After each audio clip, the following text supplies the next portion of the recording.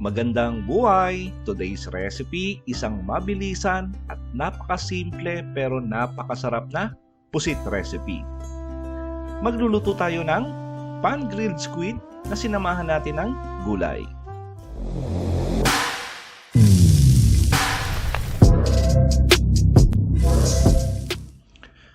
Yung pusit natin ay hinugasan na natin yan at tinanggal na natin yung medyo matigas sa ulo.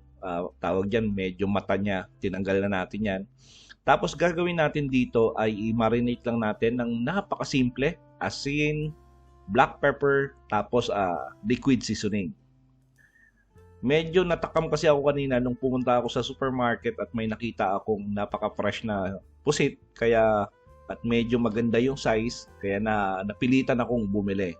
Pero medyo hassle kasi yung magpa-apoy pa ng uling, at pag nasa Dubai ka kasi bawal magpausok sa terrace or sa veranda.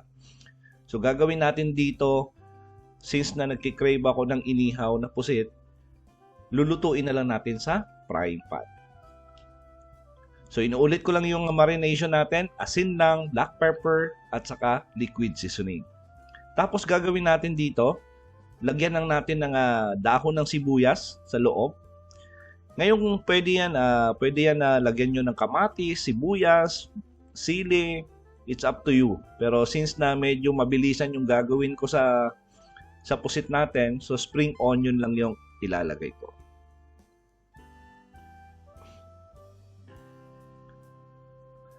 At syempre, pag hindi naman pinagbabawal sa lugar nyo yung magsindi ng uling at medyo may time kayo, mas masarap pa rin talaga pag sa uling nyo iihawin yung pusit.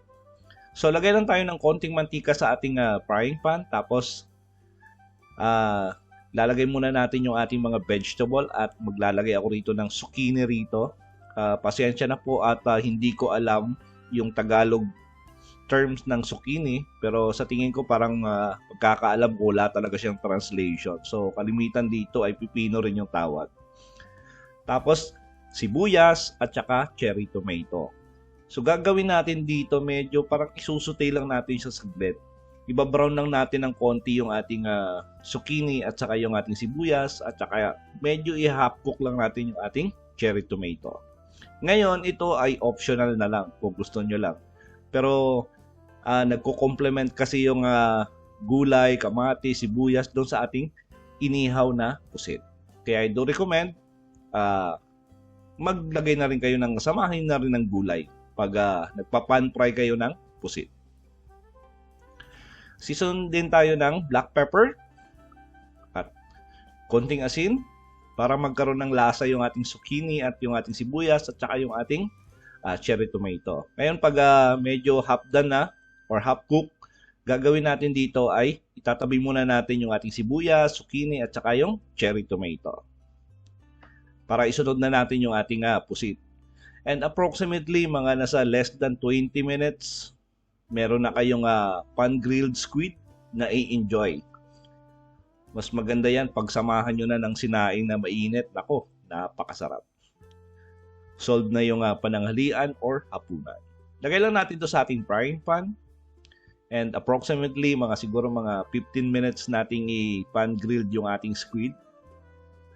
Every 5 minutes, iti-turn lang natin. At saka yung pusit kasi napakadali lang lutuin yan. At iwasan nyo rin na sobrang tagal na pagluluto kasi nag-i-shrink siya or lumiliit. Then after 5 minutes, turn lang natin para yung other side naman yung maluluto.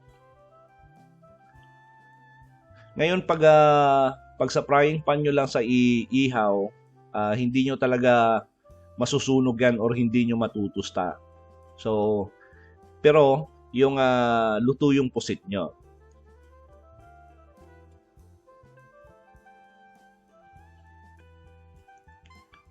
Tingnan nyo naman yung appearance. Nako, yung lumabas na yan sa pusit, isama mo sa kanin, nako, napakasarap.